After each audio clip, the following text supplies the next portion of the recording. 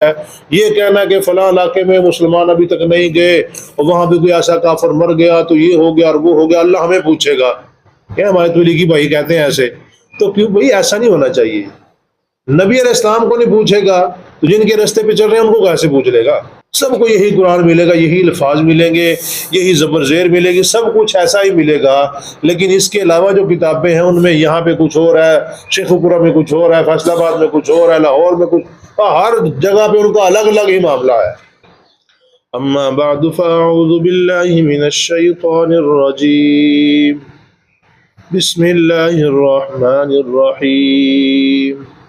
وَيَقُولُونَ طَاعَةٌ، اور کہتے ہیں طاعت، اطاعت قبول ہے، فَإِذَا بَرَزُوا مِنْ عِنْدِكَ، پس جب باہر نکلتے آپ کے پاس سے، بَيَّتَ طَائِفَةٌ مِّنْهُمْ، مشورہ کرتے رات کو ان میں سے ایک گروہ، غیر الذی تقول، علاوہ اس کے جو آپ نے ان کو کہا، یا علاوہ اس کے جو وہ کہتے تھے، واللہ، اور اللہ تعالیٰ، یکتب، لکھتا ہے، ما یبیتون، جو وہ رات کو مشورے کرتے ہیں، فاعرض عنہم، پس آپ اعراض کریں ان سے، وتوکل علی اللہ، اور بھروسہ کریں اللہ رب العالمین پر، وکفی باللہ وکیلا، اور کافی ہے اللہ تعالیٰ کارساز۔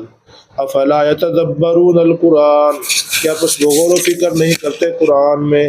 ولو کان من عند غیر اللہ، اگر یہ قرآن اللہ کے علاوہ کسی اور کی طرف سے ہوتا، لوجدوا فیہ اختلافا کثیرا، بل البتہ پاتے وہ اس میں بہت سارا اختلاف۔ صدق اللہ مولانا العظیم۔ اللہم صلی علی محمد وعلی آل محمد کما صلیت علی ابراہیم وعلی آل ابراہیم انک حمید مجید۔ اللہم بارک علی محمد وعلی آل محمد کما بارکت علی ابراہیم وعلی آل ابراہیم انک حمید مجید۔ پچھلے درس کا خلاصہ یہ ہے، رب العالمین نے فرمایا جو اللہ اور اس کے رسول، پہلے جو رسول کی اطاعت کرتا ہے گویا کہ وہ اللہ کی اطاعت کر رہا ہے۔ رسول کی اطاعت کرنے والا کس کی اطاعت کرتا ہے؟ اصل میں اللہ کی اطاعت کرتا ہے۔ اور جو کوئی آپ کی اطاعت سے پھر گیا تو اللہ نے فرمایا کہ فما ارسلناک علیہم حفیظا، ہم نے آپ کو کوئی نگہبان بنا کے نہیں بھیجا ہے، نگران بنا کے نہیں بھیجا ہے کہ مانیں گے تو آپ کا فائدہ ہے، نہیں مانیں گے تو آپ کا نقصان، نہیں، بلکہ آپ کا کام صرف ان تک حق پہنچا دینا ہے۔ تو مانتا ہے اس کا اپنا فائدہ ہے، نہیں مانتا اس کا اپنا نقصان ہے، آپ کو کچھ نہیں ہوگا۔ جیسے کہ آج کل کچھ لوگ زیادہ ہی آگے نکل جائے، وہ کہتے ہیں فلاں علاقے میں کوئی بندہ مر گیا تو اللہ ہمیں پوچھے گا۔ تمہیں پوچھے، ہمیں بھی پوچھے گا بھائی، ہمارا تو کام ہے وہاں تک حق پہنچا دینا بس۔ کوئی مانتا ہے ٹھیک ہے، نہیں مانتا اس کا اپنا نقصان ہے۔ یہ کہنا کہ فلاں علاقے میں مسلمان ابھی تک نہیں گئے اور وہاں بھی کوئی ایسا کافر مر گیا تو یہ ہو گیا اور وہ ہو گیا، اللہ ہمیں پوچھے گا، کیا ہمارے تولی کی بھائی کہتے ہیں ایسے؟ تو کیوں بھائی، ایسا نہیں ہونا چاہیے۔ نبی علیہ السلام کو نہیں پوچھے گا تو جن کے رستے پہ چل رہے ہیں ان کو کیسے پوچھ لے گا؟ اس لیے ایسا نہیں ہو سکتا ہے، بلکہ صرف واضح حق وہاں تک پہنچا دینا یہ بس ہمارے بس میں ہے، آگے ماننا نہ ماننا ان کے اپنے بس میں ہے۔ آگے فرمایا وَيَقُولُونَ طَاعَةٌ، اب نبی علیہ السلام کے پاس بیٹھے ہوتے، نبی علیہ السلام کے ساتھ مشورے کرتے، نبی علیہ السلام ان کو سمجھاتے بھی ایسے کرنا ہے، ایسے کرنا ہے، یہ جہاد کرنا ہے، وہ کرنا ہے۔ اب وہ کیا کہتے ہیں نبی علیہ السلام کے پاس بیٹھے بیٹھے، ہاں یہ طاعتن، ہم آپ کی بات کو مان رہے ہیں، ہاں تمہیں قبول ہے جی آپ کی بات، مسئلہ ہی کوئی نہیں ہے۔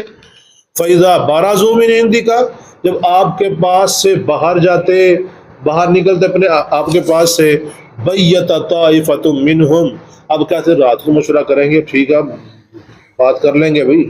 اب رات کو مشورے کرتے اور کیا کرتے؟ غیر الذی تقول، وہ باتیں کہتے جو وہاں پہ کہہ کے آئے تھے ان کے علاوہ۔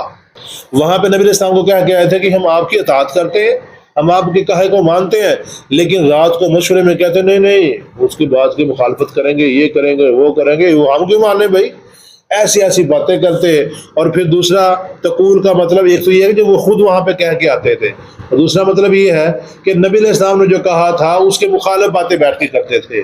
واللہ یکتب، اللہ نے فرمایا ہے جو بھی کر لے، نبی علیہ السلام کی مخالف باتیں کر لے یا حق میں بات کر لے، جو بھی کر لے، واللہ یکتب، اللہ تعالیٰ لکھ رہا ہے، ما یبیتون، جو وہ رات کو مشورے کرتے ہیں۔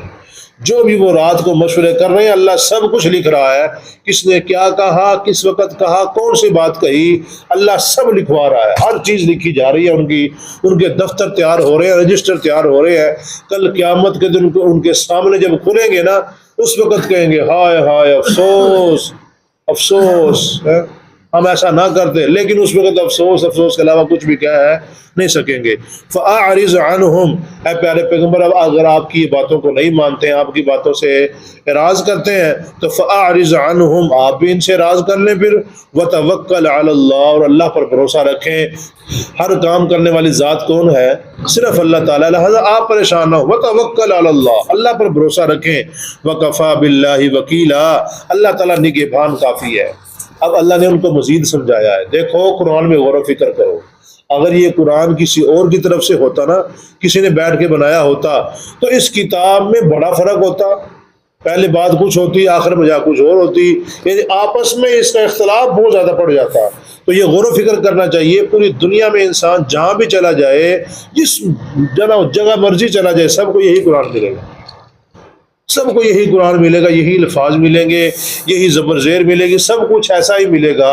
لیکن اس کے علاوہ جو کتابیں ہیں ان میں یہاں پہ کچھ اور ہے، شیخ پورہ میں کچھ اور ہے، فیصل آباد میں کچھ اور ہے، لاہور میں کچھ، ہر جگہ پہ ان کا الگ الگ ہی معاملہ ہے۔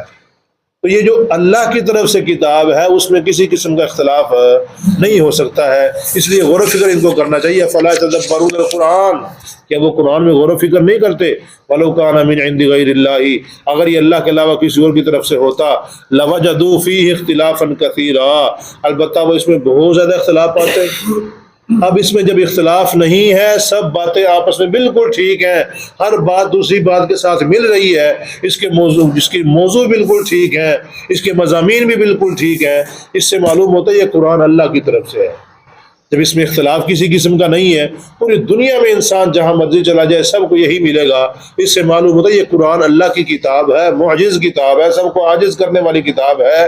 اس کتاب کے مد مقابل یہ انسان لے کے آج یہ ٹھیک نہیں ہے، فلاں فلاں، یہ بات بالکل غلط ہے۔ عقل سے بھی انسان یہ بات سمجھ سکتا ہے، عقل بھی انسان کو یہ بتا سکتی ہے کہ یہ قرآن اللہ کی کتاب ہے۔ اگر اللہ کی کتاب نہ ہوتی تو پھر آپس میں اس کا اختلاف ہی نہ مکتا، اس کا اختلاف ہی ختم نہ ہوتا۔ جب اس کا اختلاف آپس میں نہیں ہے تو معلوم ہوتا ہے یہ کتاب اللہ کی ہے۔ اتنا بڑا قرآن، اتنی بڑی کتاب، آپس میں اختلاف نہ ہونا اس بات کی دلیل ہے کہ یہ قرآن کس کی کتاب ہے؟ اللہ تعالیٰ کی کتاب۔ اللہ کا شکر الحمد